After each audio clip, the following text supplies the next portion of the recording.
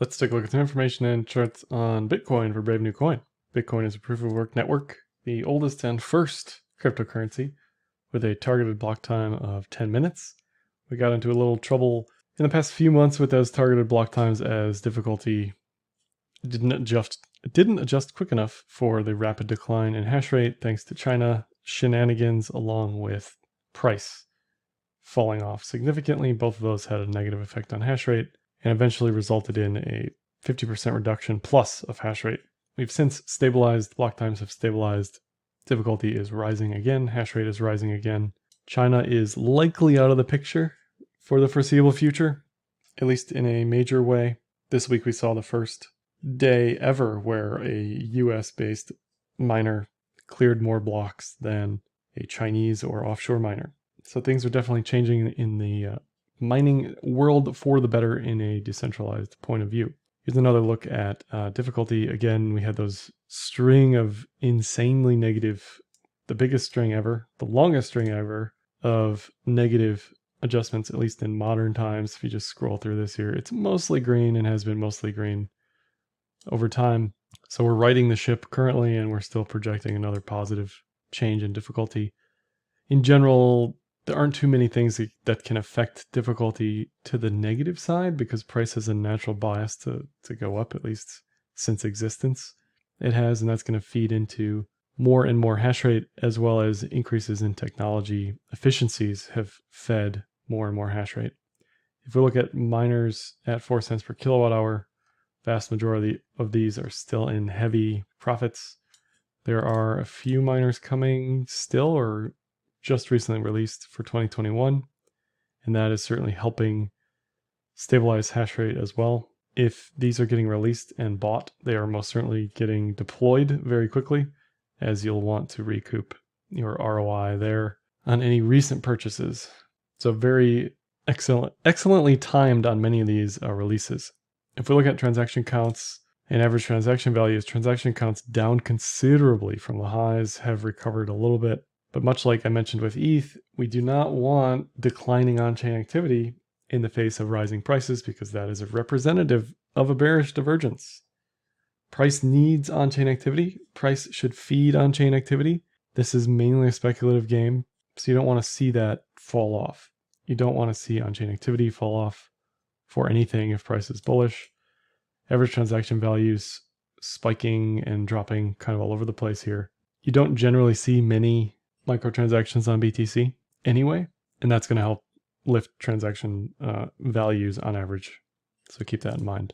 But for the most part, transaction counts haven't been super bullish. Even when we were at all-time highs in price, transaction counts didn't surpass previous highs in transaction counts. This could represent increase in layer 2 stuff, increase in batching, increase in just on-chain efficiencies. We may never see transaction counts like we saw previously for those reasons. Time will tell, but we don't want to see just a rapid decline in on-chain activity. As far as unconfirmed transaction counts, we have basically just held stable since mid-July. There's been a lot of talk, well, maybe I see it, I don't know if everybody else sees it, but an increasing amount of talk about Bitcoin's security budget past 2060. That's never not going to be a problem to discuss. It's worthwhile discussing. What should block size be? What should fees be? Should we have a target here for security budget? Does anybody know what that target is?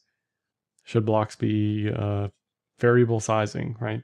Should there be a, much like a block time targeted, should there be a block fee targeting to secure that budget when there's no block reward? These are all questions people are going to have to debate and figure out and talk about. Should block sizes come down? You know, is Segwit, is it really making things unfairly cheap for the security budget when the miners are eventually gone? NVT, inverse metric of economic utility, relative to price has been rising in the past couple weeks. If we zoom out a little bit, yeah, it's still rising. So not super bullish on that front. Active addresses have been falling and stabilized recently. Again, you don't want to see this with rising prices.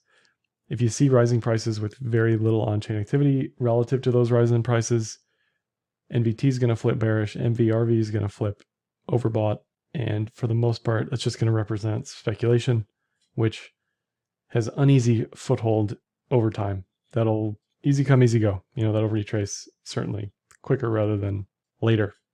If we look at MVRV relative to price, in general, so MVRV is market cap versus on-chain activity, market cap over realized cap.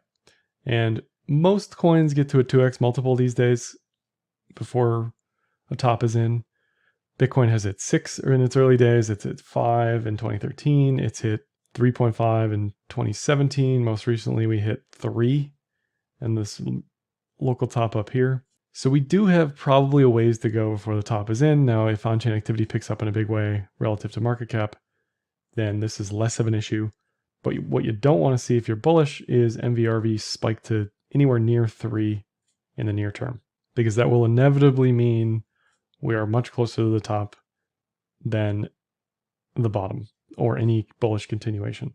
The best thing to see is, like we saw in 2016, 2017, these slow rises in price with MVRV with retracements, right? We saw increases in on-chain activity throughout this period along with price. That's the healthiest bullish trend. These quick spikes like 2012 or like 2013, where this was all either manipulation or speculation, whatever, those do not hold over time. So we don't want to see that in 2021. Block size is also falling from an all-time high considerably. This could be related to blockchain.com implementing Segwit. The more people that implement Segwit, the better for the chain. Fees are low, remaining low, less than a ETH transaction, which is ironic. But block size is down below 1 megabyte now. And if we look at the, this is from transactionfee.info, but if we look at the Segwit timeline, it took 3 years for blockchain.com to get on board. I look at this chart, so this currently Segwit's at around 80% plus adoption for transactions. I look at this chart, I compare it to EIP 1559. How long is it going to take a majority of the chain to be on that implementation? How long is it going to take to get to 75+%? How long is it going to take to get to 95+%? Currently, ETH EIP 1559 is at 20 to 25%. So this isn't exactly a one-to-one correlation, but it's similar. These things take time to take complete effects on the network, which means people are just going to be overpaying for gas until this stuff figures itself out, much like they were overpaying for BTC transactions until Segwit fully got employed on a lot of the laggards. I don't even think Binance has Segwit transactions yet. If we look at exchange reserves, I'm not a huge fan of this metric unless you calculate it yourself, because you really don't know what you're looking at. You got to be very careful with the wallet watching and what you look at and how you determine custody of the stuff. But in general, you want to see this declining over time as price is rising. We did see that most recently. It has stayed low and kind of held at previous lows where price was at. So nothing too crazy here to comment on one way or the other. The Grayscale GBTC pink sheet product currently negative 10% premium or 10% discount, however you want to look at that. If this were to flip magically mega bullish, which is unlikely because anybody who's still holding this is waiting for that event and they're waiting to sell. If you are holding a large amount of this, you probably aren't going to capitulate or sell at a negative 10% discount or premium. You're waiting for spot parity. Now, the people who are trapped in the ETC product, I don't know if and when they're going to eventually capitulate, but that's an ugly discount to spot. The hope for the GBTC product is that this converts to an ETF eventually. I think that's the cleanest way that it can happen across the board, the Grayscale people, the people holding GBTC. That way, this will close the gap here and move up with spot. No word on that just yet when it's happening, if it's happening, right? We don't know. This is US regulators, but something to watch. Something else to watch is Bitcoin treasuries. This list seems to be growing over time, and I'd watch the amount, the percentage of total circulating supply, and then the multiple, because that's what everybody's going to be watching. Who got in when and for how much, and how much are they up since they got in? Are they down? Some of these are down slightly since they got in. But all of this stuff here, for the most part, is reported publicly so that there's a verifiable way to see this information. Some of these people could have sold since last filing. It's usually quarterly if the reports are done, or biannually, whatever it is. But this is probably one of the most bullish cases for the store of value argument if legacy players, institutional players get on board with that and start believing as well and start hodling. Bitcoin Google Trends down from highs, which didn't reach previous all-time highs. in general, maybe it's naive of me to think that this thing's ever going to hit an all-time high again. I feel like most people have heard of Bitcoin, so you're not going to see too many searches around Bitcoin unless there's some major event or something going on. If we compare this to like Doge or Dogecoin, how that's looked most recently as retail gets in, this is why I look at Google Trends, because again, like right now, Dogecoin price is increasing, but where's the new money coming from? Either everybody knows about Dogecoin who didn't previously, or the new money interest excitement just isn't there like it was previously, right? So that makes me even more bearish on stuff like this that's moving up, where the new money and the new interest just isn't there anymore, right? It's come and gone. Solana is probably an all-time high. Okay, so it's close to an all-time high because that's a newer coin, newer chain, but Solana's a real word, so it's harder to look at this sort of stuff. But this is why I look at Google Trends, because sometimes they are leading in price or give you an idea at divergences. Moving on to technicals, sort of the most basic thing you can look at is fib extensions from high to low. If you're bullish, if you're bearish, you'd flip these around. But let's say we're bullish. Let's say you were bullish at the bottom.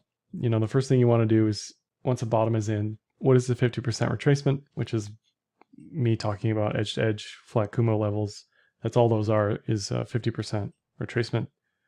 Those generally have an extremely high probability, once the bottom is in, to retrace to that level. Okay, great, now we're here, now what? Well, we either eventually retest all-time high, fail, retest the lows, or even surpass the highs, right? But this is the most basic initial pass you can make.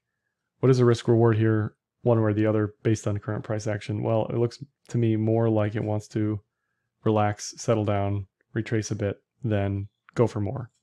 Now, Solana went for more. I mentioned that because it had a rising wedge that broke up. BTC does not look like to me that it's going to break up.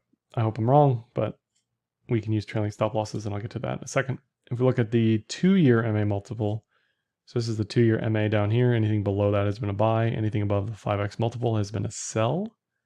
We got close to that previously. This year didn't quite reach it. The multiple currently is kind of at 100K. It's at 108 or something like that.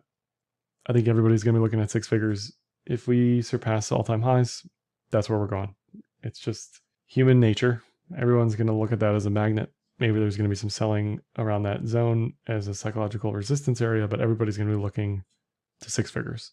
They're going to be looking to 6 like they were looking to 4 or 5 figures when we were at 3 figures, and this is just how things go. So everyone's going to be looking at that level. And the TA supports that as a be careful up there if we get there level. If you look at the pitchfork from the 2019 low to the May low, that sort of range gives you a rate of change. We held that low, that midline, and so the next projection is, okay, this is support, so then this would be resistance, also at 6-figure level, possibly by end of year. I could see that. The sooner we retrace in the near term, the better. The sooner we sort of go slower, the better. We didn't really go that slow from October to February, but maybe it's just wishful thinking that we'll get some sort of retracement here. The slower this goes, the more retracements we have, the farther it can extend. If this thing goes straight to 70, it's going to crash back down to 50 and probably not keep going. Now that's the fear for me right now. So yeah, I'm bullish. I just want us to slow down a bit across the board. Here's the 50 and the 200, which was a golden cross on the daily. I said, don't fear the reaper, meaning this is probably a buy the dip opportunity if we get one, if we're lucky enough to get one. This is going to be a buy the dip because it's going to retrace at a maximum to the 200-day moving average, most likely, which is around 40K. Tons of volume support there as well. There's also a yearly pivot there. There's a bear div on RSI, bear div on MACD, bear div on volume. So a retracement makes sense here to me more than continuation. And I think playing this with a trailing stop loss is extremely smart and important. Here's the daily cloud, not quite a bullish Kumo breakout just yet. Not quite a bullish cloud just yet. This needs time. It's going to take time. Give it time. Be patient. Okay. I would be a buyer. Anything less than 40, I think you got to have bids down there, not investment advice. But that's where I will be rebuying if we are to break this trailing stop loss on these fractals, which is currently at 43, but you could probably cheat that a little bit at 45. If this gets below 45 on a close, on a 12-hour close, it's probably in trouble. It already looks like it's in trouble based on this rising wedge. based on volume. Again, there's just no volume here. That is a big, big problem. Just like on-chain transactions, you need activity, you need volume, you need people to be doing stuff and things. And if we're at highs and no one's excited to buy it up there, guess what? Sellers take over. People start taking profit. People start getting nervous, like I am, and say, all right, I guess this is it. We had a pretty good run from lows. Let the late buyers get in. Let the people who think this is easy money get toppled. And then you can rebuy their panic sells at 38 to 40. Maybe it's a wick. Maybe it's a spike. I don't know. But that's where the cloud says this is a good buy. Again, that's based on a 50% retracement from 47, 48 to 28, whatever it was at the low. So in general, everything looks fine. It just looks like we need to chill out a little bit across the board. Lastly, I'll just mention ETH-BTC fund as well as the DeFi portfolio. I trade for Techemy Capital and Enzyme.finance, where you can send ETH or USDC or just watch what I'm doing. You can see AUM, performance, allocation. You can see all the DeFi coins I'm in. You can see all of the fun yield plays I'm making. You can see that I'm sitting in a bunch of stablecoin on the ETH-BTC fund, waiting for the dip. Hopefully I'll have the ability to get out and then back in on the current holdings. So it's currently around 60% crypto, 40% stablecoins. And you can see all the deposits, withdrawals, all the trades at the bottom here. That's all I have for this one. Like, dislike, comment, share, subscribe, and happy trading.